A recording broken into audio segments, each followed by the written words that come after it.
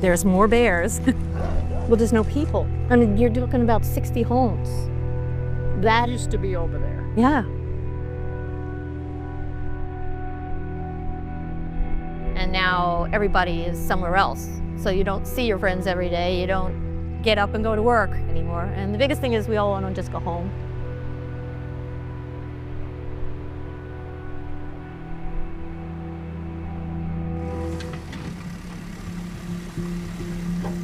This is Western North Carolina as it stands today. 12 months have passed since Helene began its destructive path through the mountains. Yet the lives of our western neighbors are still in pieces. Many are still unhoused, still unemployed, and still unable to get basic needs like water and power. Their recovery will take years. North Carolinians are strong. They won't ask for your help, but they cannot do this alone. In the next hour, we will meet the survivors still fighting and the volunteers working to help them. The task before them is simple. They want to go home. Yet the path to get there is so monumental that many are no closer than they were a year ago. These are their stories. They was never prepared for anything like this. It had the winds of Hugo and the rains of the Great Flood of 1916. In the years that I've been here, I've not experienced anything to this magnitude. Our hydrologist said, I'm going to stop using the word catastrophic because that doesn't describe what's about to happen to you guys. Front door, the water pushed it in, and within 30 seconds it went from the ground to neck level. Every gust of wind, you heard 1, 2, 3 trees fall. Up here, in between all the buildings, was these giant whirlpools. I mean, I really thought I was just going to, drown in my own house. 20-foot wall of water came crashing through the gorge. Lasted for 2 or 3 hours. Just fear, devastation, and not knowing what was coming. The roar, the tumbling of the debris in the river, people's homes, it was not a good sound. 7 businesses just totally washed away. Coffins. 16 coffins went by, I think it was. And then it got scarier from there. I had to tell my staff at that point there was people dying and there was nothing that we were able to do about it. He was telling me that this person was gone and that person was gone and everybody was gone. It did look bombed out and it looked destroyed. People's lost their whole life. The stuff they've worked for all their life was washed down the river. It's changed our lives completely. No part of my life is the same as it was before Helene. A lot of people are living in tents. People are living in RVs that are families of 5 and 6 people in an RV. But she has her life. But she has her life, yeah. But, I mean, they're like, but what life do I have left? But it will never be what it was before the storm.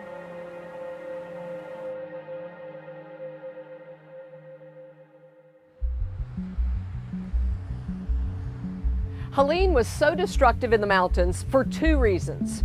First, the higher elevation meant higher wind speeds. Second, 2 days of rain preceded the storm. These prolonged rains filled river basins and oversaturated the soil. Severe weather moving into the western part of the state. Cherokee, Clay, Buncombe, Avery.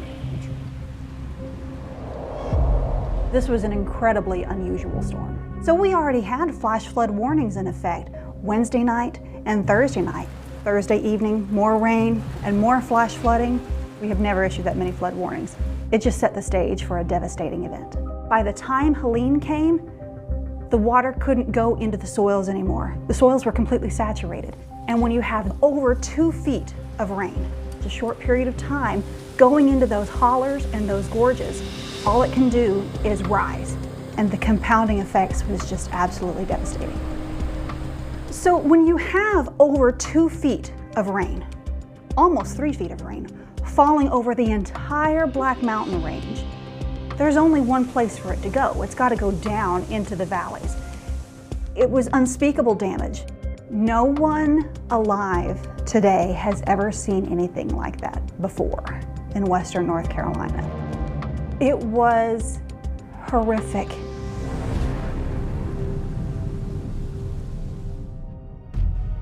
Here in Chimney Rock, buildings on Main Street were destroyed by an unstoppable wall of water caused by mudslides upstream. These mudslides had swept into the Broad River, carrying trees, boulders, and homes. The heavy materials piled up against 5 bridges upstream until they could not hold up any longer. One by one, each bridge collapsed, releasing a mass of deadly debris that would wipe out Main Street.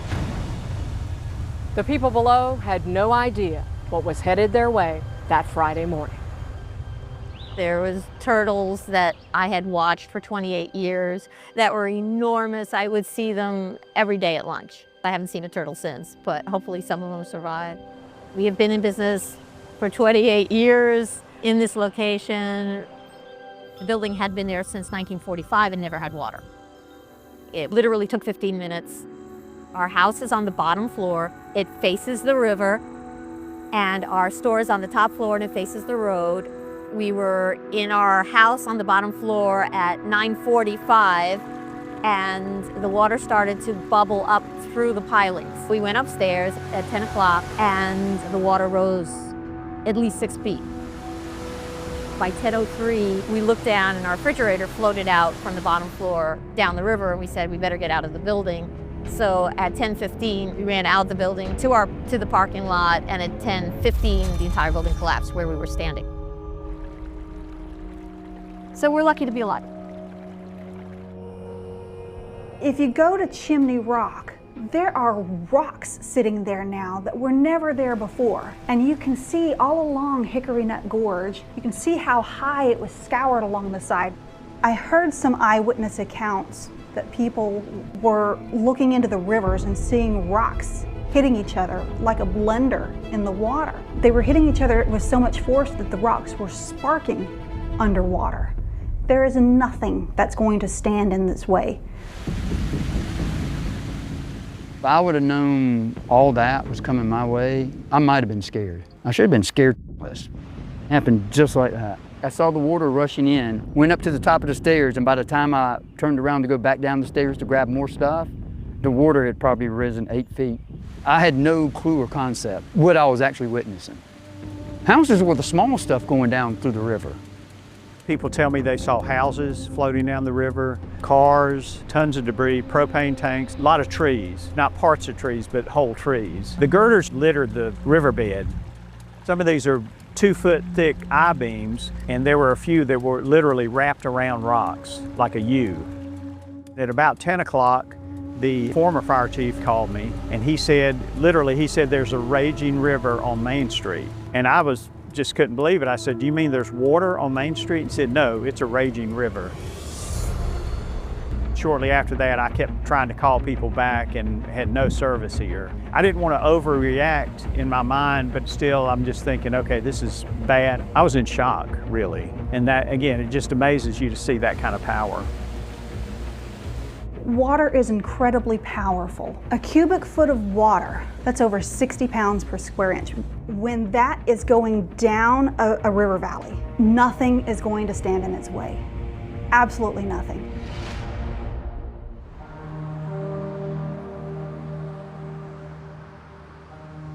My husband was on the back deck, and he felt the deck move. And he looked around and he seen our neighbor's house coming down the river, and he yelled at us to get out, and we ran out. And as we ran out, we all get on the bank and we turn around and we see their house go down the river. And you stand 30 feet away from a home, your family's home, and you watch water slowly pick it up, and it shift. Of all the willpower you could muster that day, for it to stop, just stop. Don't take it. And it took it anyway. And just the sheer helplessness was very humbling.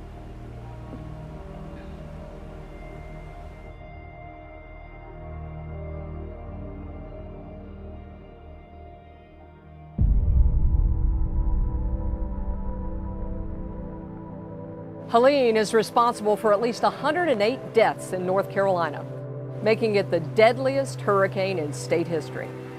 Buncombe County had the most, with 43 fatalities. Half of those were landslides, and we cannot predict landslides. We don't issue landslide warnings. We can't predict slope failures. We don't know where slopes have modified. That's something, it's beyond the scope of the science. We can't do that, and it's terrible. There was a partnership with the USGS and NCGS and Corps of Engineers. Lots of people got out and started physically mapping the landslides, and they stopped at 2,000. Craigtown, a community built by one family in Fairview, was wiped out by landslides. 13 people died. 11 of those were members of the Craig family.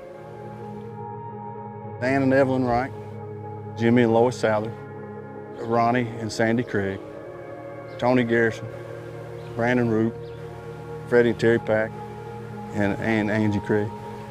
We'll never be able to replace them. If I was here that day, I wouldn't be here. There's so many Craigs that live here, that have land here. When I was a kid, people would just start saying Craigtown, and everybody knew where Craigtown was at. You could go to any house, and it was just like you were at your house. My family was here, and I wasn't. It took me a while for me to even find out what had happened because the phones went SOS, no cell service, no power, no nothing. But it got to the point, I told my wife, I said, I'm gonna ride up and I'm gonna check on Mom and Dad and everybody up there.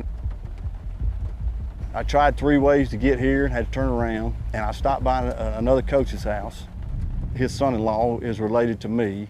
And when I walked up on the porch, he had that look in his face, and he said, "You haven't heard." I said, "Nope." That was tough. He was telling me that this person was gone and that person was gone and everybody was gone. And my parents' home and my great aunt and uncle just around the corner were totally taken. My grandmother's home got washed down into my aunt and uncle's home. 11 immediate family members taken that day.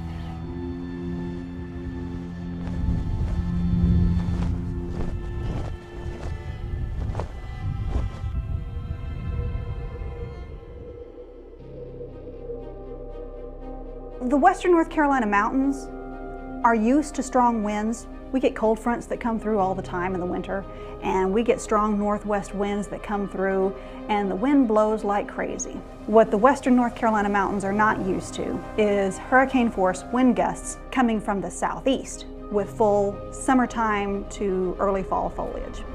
So what happened is those strong winds caught those leaves, and the trees, it just acted like sails. It just picked those trees up and it knocked them over. Sometimes it snapped them right over. It was devastating.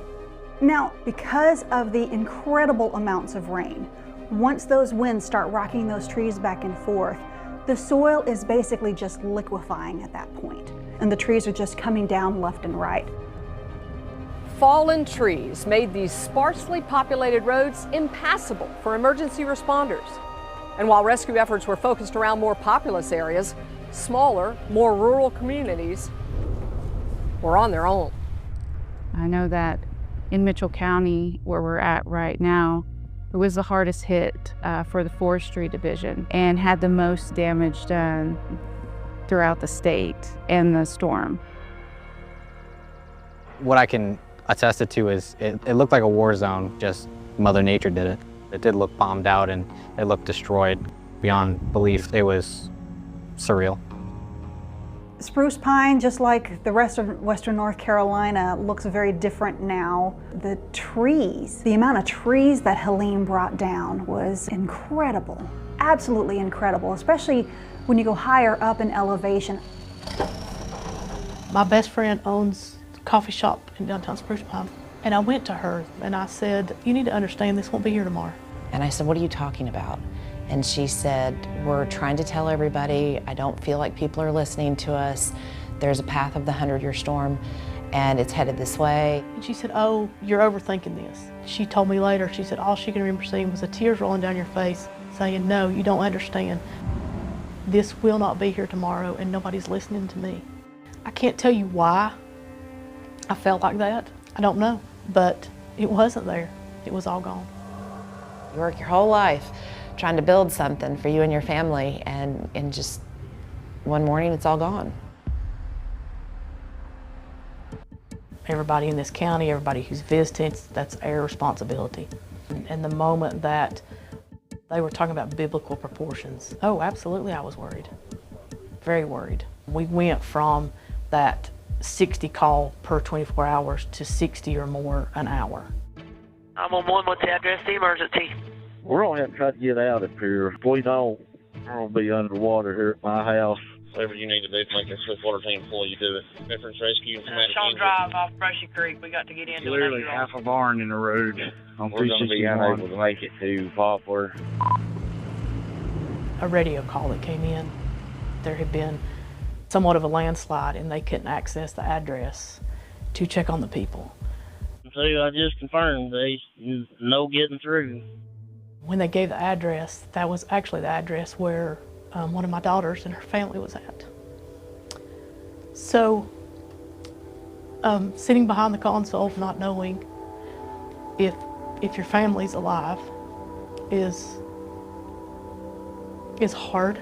Took my moments and shed my tears, but knew that I had a responsibility to everybody else also. Hearing those officers on the radio that they had to move because a tree about hit them. Here's my location. I just had 2 more trees fall right where I'm at. I'm not going to be able to cut any of these. I was able to get out of the way just in time, though.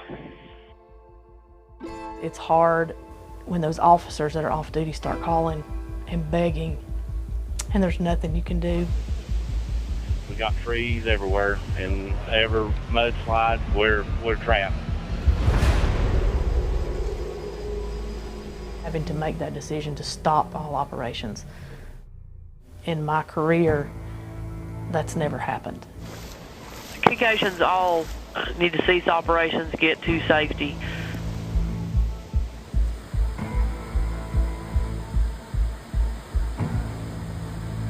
Stopping the work is the most difficult decision that was made that impacted every citizen in this county, was having them stop.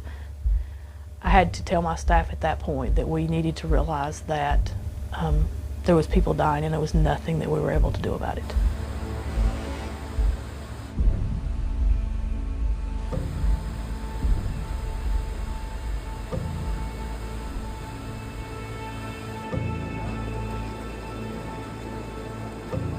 When we got that information from Ashley, my daughter, and it said, just tell Mom I'm alive.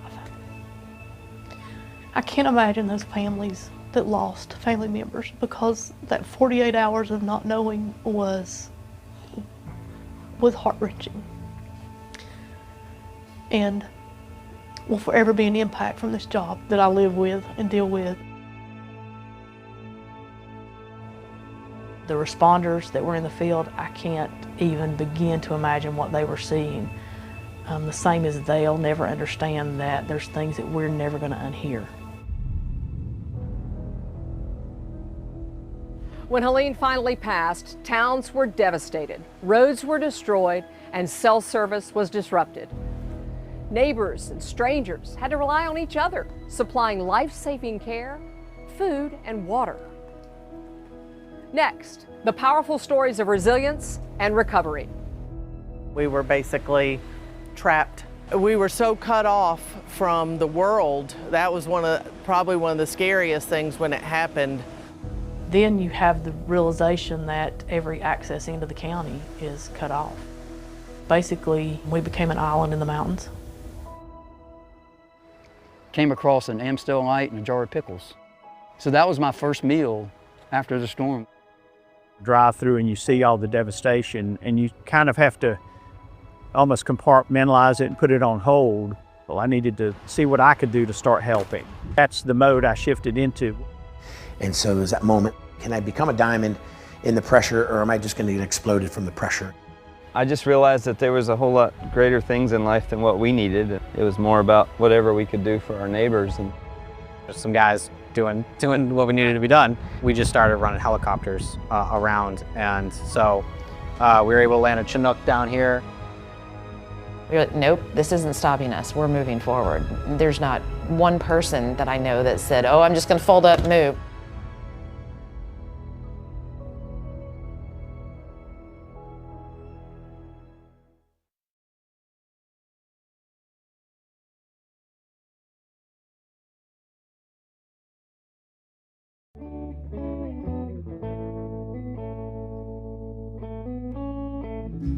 And we will outlast, outfight the sorrow. We will be standing after the flood. I've gone through hurricanes and everything in all these states. No state have I ever seen such a giving people. The people of North Carolina, especially the mountain people, they're very independent and they're going to take care of what needs to be taken care of. People, neighbors, everyone were on the side of the road with chainsaws, big heavy equipment, cutting their way out. It was unlike anything we've ever seen. We would take turns cooking. A couple other ladies in the community that were eating with us, they might bring something one evening. We'd kind of put our heads together and say, hey, this is what we're going to try and do. It was like no matter who stopped by while we were eating, we're like, hey, we've got enough, you know, come on and eat. And people would stop and eat.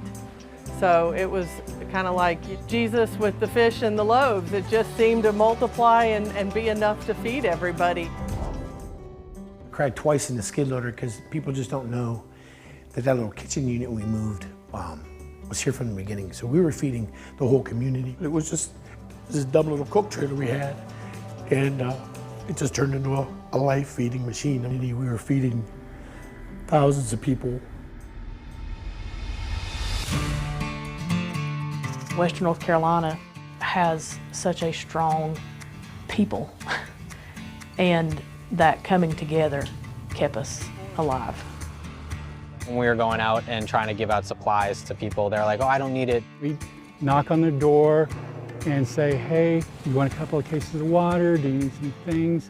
At first, it was, we don't need anything. There are other people that need more than what we have. People will say to you, no, I'm good, you help somebody else that needs it more than me. They're like, oh, I don't need it. Somebody else needs it more than me. We're like, but they needed it. It wasn't like they couldn't use it. Hardly met one person that hadn't said that, and their home is in a pile at the bottom of a mountain. And I'm sure somebody needs help more than I do. You know, don't rush. You know, it's okay.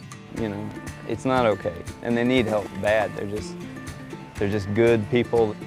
We adopted the method in the beginning was like, hey, if people tell you they don't need supplies or like that, ask them 3 times. If they still don't want it, it's like, hey, can we leave it here in case your neighbors need it or anything like that, and we'll drop off supplies for them.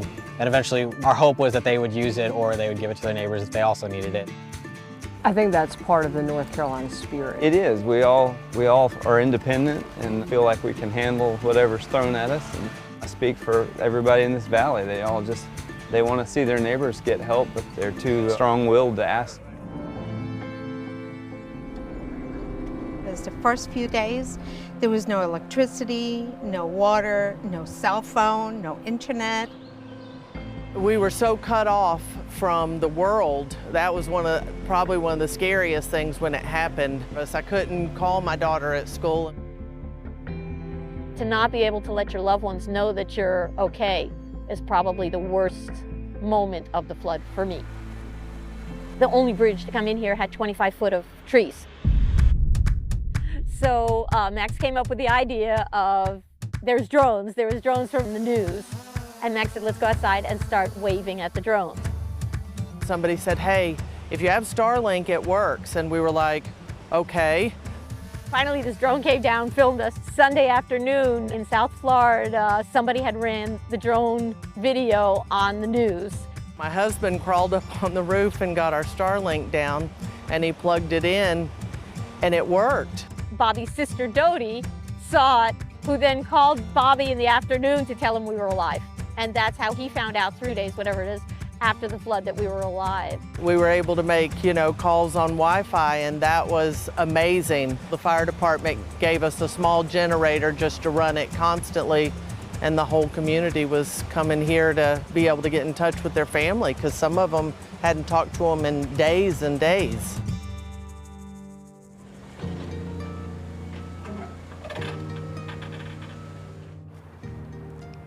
hard for me to talk about Jake. It really is. I mean, I can't tell you what he means to us. First thing he did was move the river back to where it originally was, and he built that wall using all those rocks that were not there before either, you know. And for the first time, we were able to get back, driving back and forth and not have to carry supplies in a cart from the main road. And he's family now. He's not somebody who's just done things for us. He's family. I've been walking by these rocks and God says, I want you to try to move that rock. And I'm looking at God going, but God, I'm a tiny little cowboy. I can't move that big rock. Jake was actually working across the river, so Jake watched me like for a whole entire week with a wheelbarrow and a shovel moving these rocks. That next Monday, he comes over with his big machine and he was like, would you like some help moving some bigger rocks? And then we start doing all this kind of fun stuff back here. And he was moving rocks like this by hand, which is crazy because that's a 200-pound rock and he's not a big man, but he was doing it. And when I saw what he was able to do, I said, well, let me come in and help you with the big boulders. And we did a lot of artistic type work there. Because that was rebuilding spiritually for him, you know, because it wiped his whole place out, kind of rebuilt it, but his spirit was down. Today's 259s, and we're still doing the same thing, still no charge. We had people trying from day one, trying to give us donations, and I wouldn't accept them. You know, God had given me the tools and the skills to help people, and how do I charge for that? So I just started helping, and I haven't stopped. The first 2 weeks, I basically worked for Back Cave Fire Department. They couldn't get out, they were trapped, isolated on a little island on their property. I met with the chief, and he asked me if I could open any access points so they could get in and out with something besides a helicopter. We worked till well after dark that night. They could move and they could get medical supplies to who they needed to get to and bring injured people and bodies. I mean, there was quite a bit going on at that time. It was extremely tough. I remember having 3 or 4 rescue vehicles behind me, you know, just following the excavator as I went through the woods trying to build a road. It just felt like I was doing the right thing. And I just realized that I wasn't going to leave until everything was okay. We get a lot of tears. How could I ever repay you? And my answer is always, you know, just seeing you guys happy is all I needed. I have people tell me a lot of the times they had no hope until I showed up and unloaded a machine, and they realized that everything they thought was never going to happen is going to happen.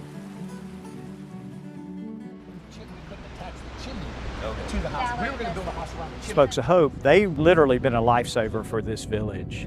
Shane is good people. When we met each other, he started throwing grading at me immediately that he needed right away, and I found out what he did, and I was like, well, I know this person needs a roof and this person needs a retaining wall. He's up there running around. Me and him are joined at the hip, me and Jake. Full-time work for the Lord, full-time disaster relief. We lead the teams and we organize and get in front of them. And it's hard to keep in front of 100 Amish at the same time. You know, Amish are the most incredible workforce alive on the planet. Straight up. Honestly, if they had not shown up, the future of Chimney Rock would be a lot more dire.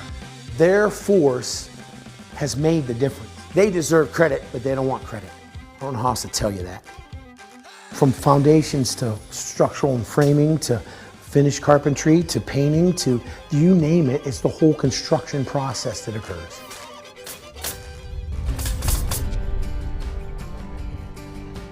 It was a great union once we came together because I could help things that he can't do and he can do things that I can't do, and suddenly people are getting houses built and their land graded and their old house torn down and all.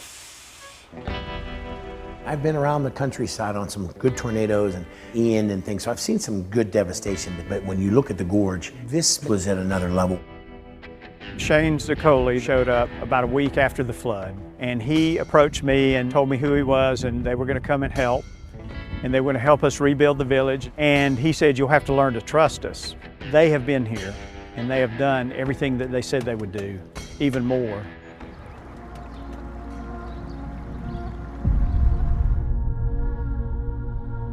It was trillions of tons of dirt and silt. 10 miles worth has all come down through here, and it was deposited in every one of these stores. The business owners were just looking in their stores, that's all they could do. All the product was covered in mud and silt. It was destroyed. And I walked down here and I stood and I questioned everything. I was like, oh my goodness gracious, what did I just say yes to?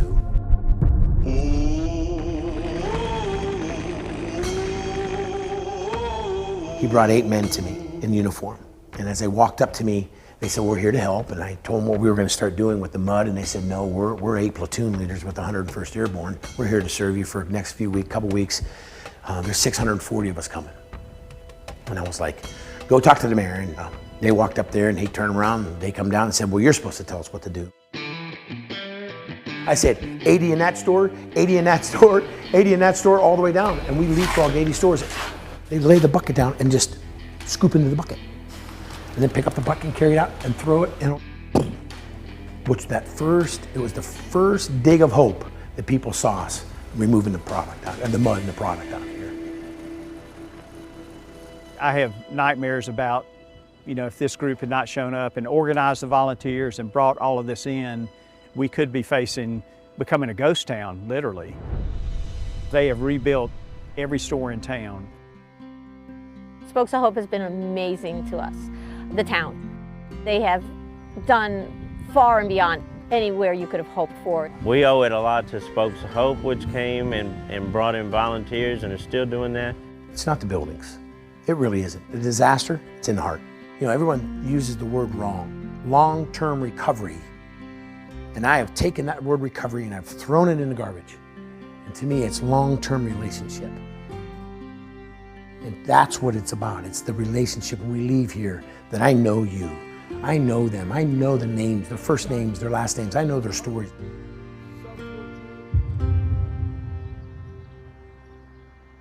The need is so plentiful. It takes so many to help. It's not just one group. It's not just 2 groups. It's a constant need of that support. We are blessed with great volunteers. So most of these people are coming from out of state. I have a team from San Diego in here. They flew in. We had amazing amount of volunteers that showed up. People from Canada, Pittsburgh, Ohio, Michigan, just total random strangers that would walk in and say, can I help? Took us about 19 days to completely gut our entire building. I was up in Maine. I was a month out of the Army. I was working a regular job at the time. And so I loaded up with a few friends and we just started driving up here. I think we talked through 4 or 5 state trooper checkpoints. There's a distribution hub right there. So we came through and then I see John Sealbinder on a chair, on a phone, just talking and being calm. I was like, that's the guy we gotta go talk to. So when I talked to him, I introduced myself and I was like, hey, we got some supplies. He goes, oh, it's like, yeah, cool. Then I was like, hey, I also have helicopters if you need those. And he was like, what? Helicopters was the magic word. Helicopters were just such a necessity, especially in the very, very beginning. Well, you couldn't access with car because landslides got in the way, or it would take somebody 3 hours to back in, but if somebody needed life-saving care, you couldn't get to them in 3 hours, they would be dead. So you got me, random Joe Schmo, calling, hey man, I got a bridge that I can drop. I just need your authorization number. He goes, what? Or I got a water purification system for your whole town. I mean, I always wanted to do something like this when I got out of the military. Use what I learned in the military and help people. That's all I wanted to do. And so then we decided to start a nonprofit. The mistake I made in the beginning is I went 110% for way too long. I was up there in the ops room, continuing to send people out, not going to sleep until 4 a.m. after me and John talked, waking back up at 6, getting everybody going. There is burnout on things like this because it is so high intensity and there's so much to do everywhere you turn around that it affects people. I actually stayed here 21 days. I took my place on a cot here and stayed here. Just that alone, the tiredness takes a huge toll on you. At night, I can't sleep, I'll tell you, because I'm like, which crew's going here, which machine do I need to move, and it's constant. And then you get through the morning and that stress, and then suddenly you've got calls that something's broke, and how do we fix this? This is not close to anything, so if something breaks, it's an hour no matter where you gotta go. It's draining. I think it was 2 weeks in, I'm just falling asleep at the table and knocking my head off of it, and everybody's yelling at me to go take a nap. So you can't pour from a cup that's empty.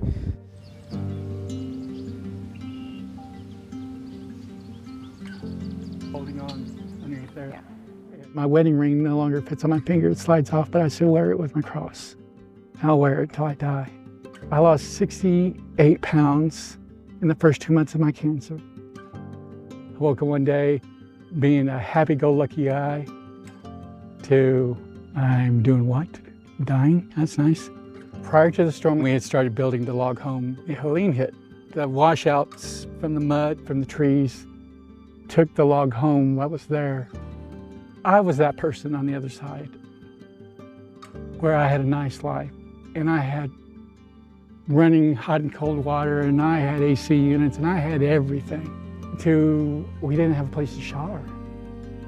And you don't realize how horrible that is until you're not able to take a shower when you want to take a shower. When you have generators running your house, I literally have probably 10, it's not safe, don't ever do this at home. Even though I may be ill, I'll run a wire. I'll do whatever I need to do or can do. And my wife always, you need rest, you need sleep, because she wants me to heal. But at the same time, I need to make sure that she's in this place to when I leave this earth, that I'm fairly safe that she's okay. And that's important to me.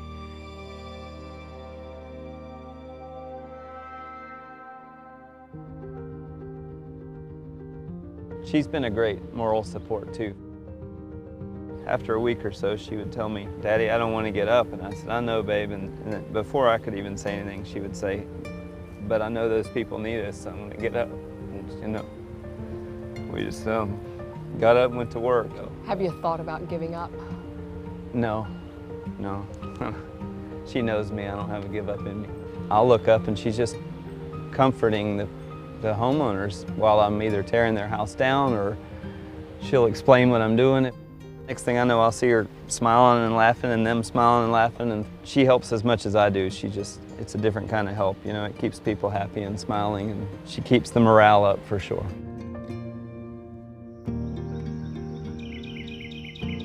What keeps me going every day is Romans 12:12. There's three things it dissects into in Scripture: joy, patience, and prayer. You bring the joy through disaster, and we laugh and we joke and we have fun, we play music, and then we tell them that you have to be patient. Be patient. Some of the best stuff happens right at the end versus in the beginnings. I've talked to other communities that have suffered floods. I talked to a community in Colorado, Lyons, Colorado, and they had a flood 12 years ago, and they're still rebuilding, still dealing with FEMA projects. One of our biggest infrastructure projects is the highway between here and Bat Cave. Typically that would normally be maybe a 10-year project. So, you know, to say 10, 12, 15 years, we'll probably still be dealing with this is probably not out of the question. We see one road get built back up, houses get built back on it, and we're like, oh, awesome progress. And you go back down another road and it's just completely still devastated, and you're like, it just keeps going. No, pines don't have deep roots. The neighborhoods and people do. People do.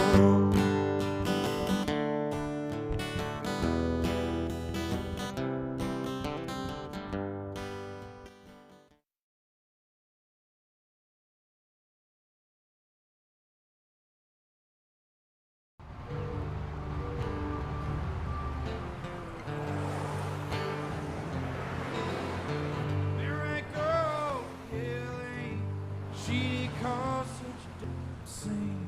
Washed her house right down the stream. Well, you, oh Helene.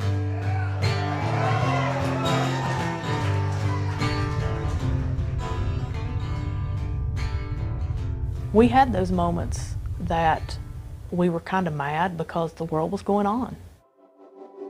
To this day, you drive it and it still looks To be honest with you, it looks the same as it did back then. Life is not normal for a lot of Western North Carolina, and a lot of people are suffering so much still and have so much they need, you know, to get back on their feet. And I just start shaking. People were going on like nothing had happened. What is this? Why am I feeling this way? I just had left my home where I still had to carry water, run the generator, wash my clothes outside. And they were mowing their yards. I find myself some days getting angry because there are so many people waking up, going to work, and their life continued. I'm still working on my house. My store's not back. I haven't got my hair cut since December. I wear these kind of clothes every day. People are forgetting that we're still in a disaster zone, that this is still difficult. They've lost their homes, they've lost their vehicles. Some of them have lost family members. We still have people not even in a home. They're living in a trailer or a camper, and they need to be in a home. We need to get them back to as normal as possible. You get to somewhere like this and you feel almost like you did 9 months ago, because it's still ground zero for the people that used to live on properties such as this. There's nothing left. No, there's nothing left.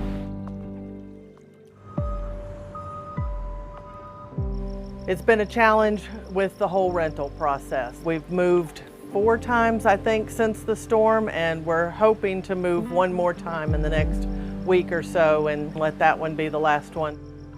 It is a nightmare. My daughter still won't come here. She's afraid of that road. 90% of these people didn't have flood insurance. FEMA's helped a little, you know, but it's a fraction of what they really need to rebuild their home. Right now we're past the point of just giving donations such as jackets or clothes or little propane bottles, stuff like that. We got so much of that in the beginning and so many clothes that we don't know what to do with anymore. Now the needs aren't what they were, the needs have changed. Now we're trying to do new construction, and now we're all in rebuild and project building now. We were able to bring in these groups from Texas to come up here and volunteer, and to be able to house them. We had to set up a camp for them, and that all takes money.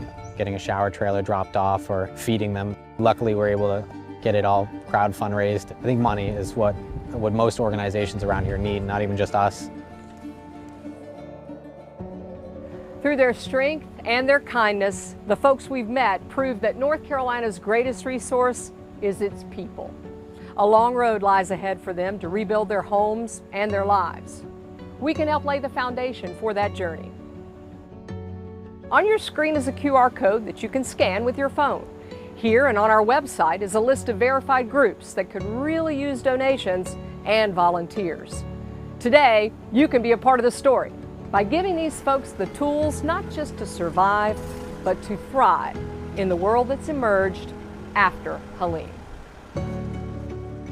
so whatever somebody donates, you know, we give twice that amount of work to the communities. Because I kept telling them, I was like, there's other people that need this more than we do. I realized that if I accepted donations, I could stay down here and work. And I agreed to match the donations, which I have, and without funding, we can't go on. And Spokes of Hope, the same, you know, they're building houses. They'll do the labor for free, but they have to buy the materials. We welcome everyone.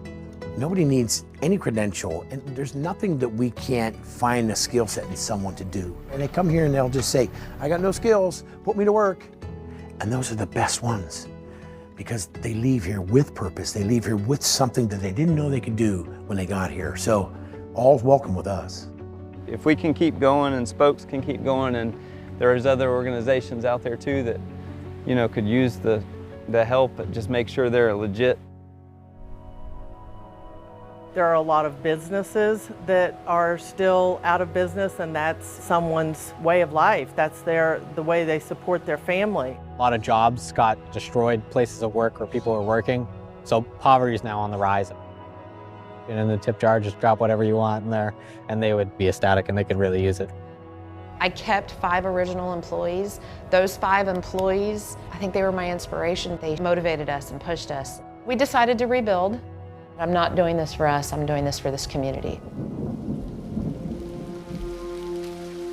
We have a new normal. Our normal that we knew is gone.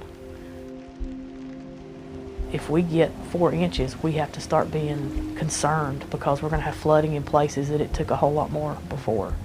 We're going to see more landslides. So our new normal continues to be a fight or flight. The way that I look at everything, the way I look at natural disasters, everything's altered, everything's changed. It's changed our lives completely. Nothing, like no part of my life is the same as it was before Helene. If it continues to rain, like if I see the river really coming up, then I kind of start getting worried about watching the river. It'll hit people emotionally, because now even when we had 5.5 inches of rain a couple weeks ago, like it got back into a couple buildings, and people got worried about that. People have PTSD. I was talking to one guy and he said him and his neighbors, every time it rains, they start texting each other. Have you guys heard anything? Have you guys heard anything? Is something happening? Because it is hurricane season. We need to get through this tropical season. We need to get through a couple more tropical seasons and make sure that people are able to understand the difference going forward between what should be normal and what happened with Helene. Very much PTSD. Immediately when it storms, I think about the projects I'm working on. Did I get enough gravel under that house to where they're not going to have an issue tonight? And half the time, I'll come back down here from home in the middle of the night just to check. I've never experienced PTSD until this storm. Emotionally, spiritually, it's going to take a long time. Day by day, day by day. Some days are better than others. This is where I've been, facilities. This has been where I clean up, wash hands, whatever. I know. I don't know when I'll get back to normal. I don't know what normal is anymore.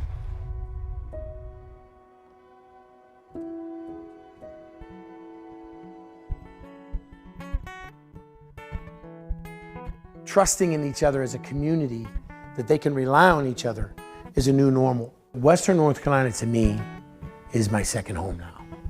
And it's not because I like the area. It's not because of the beauty, which it has. It's because of the people. Knowing that I live in an area you count on each other, that you can step in and help people, and you can make those plans, and you can talk openly to people, gives you an empowerment. There is hope. There is. There is hope. I think it's strengthened the community. It kind of drew us back together to where at least you take a minute and you stop when you see somebody now instead of, just throwing up your hand. It's heartwarming to know that people care enough to go spend the money and put a sign up at their house. They said, Chimney Rock's gone, Lake Lore's gone, everything's gone, it's all gone. And I'm thinking, I'm getting ready for this interview, and I'm thinking, it ain't gone yet. Not yet, But everybody thought Lazarus was gone too, and they raised them 4 days after. So, we'll get her done and go on to the next one. You've got all this damage and devastation, and you think, well, maybe this is the end of my chapter here in Chimney Rock. And then I just get involved in the cleanup and the helping, and you talk to people, and you just realize that where would I go? What would I do? I mean, this is the place I need to be. It is, I should say, an amazing town, and will be again. I'm optimistic that it'll be a wonderful community again. Everybody who's still here, in it for the long haul. And we want to see the beauty come back. We want to see the good stuff come back. Everyone that's here that lost their homes, they want to go home, come back to their lives. We're not leaving anywhere. We're not going to stop. There's no finish yet. I don't see a finish line in the works. It's just going to keep going.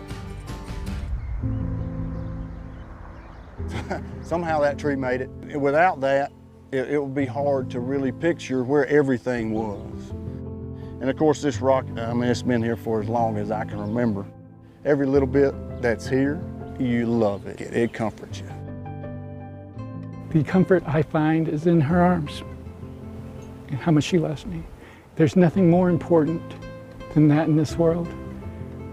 Cars, they come and go. Wealth comes and goes. But love, no. I've got a brand new grandson that is the light of my life, and all my other family, they are all right here, and I just, no, this is home. The cowboy guy, he saw 2 of the turtles. These are the big boys that have been there ever since I've been there. The turtles come back, we can. I choose to see the good stuff and focus on that, deal with that, and move forward with that. Where I'm planting certain trees, because I want these trees to be here from 100 years from now. I want to see them, back tall. I'll never get to see them, but some kid 200 years from now might come by and be like, man, that's a really cool tree. And I'm like, yeah, I planted that tree purposely there because I knew it would still be there for somebody else to enjoy later on. I know that some of these trees and the mountains may never replenish in our generation, but that's why you do it. You do it for a future. So there's no reason to stop. It's the way I am. I'm going to do what I want to do, and I'm going to get it back one way or another. You can't give up, you can't stop, you keep going. If you stop, you're done. I don't think we're halfway, but I'll go as long as I possibly can and, do all I can till I can't go anymore. And this town that'll just go on for a lifetime, it's hard to explain. I can't put it to words. I wish I could put it to words of what it means to me. We're not dead, we're just springing up. We're getting new growth. We're becoming much stronger than what we were. Thank you everyone again for coming out today.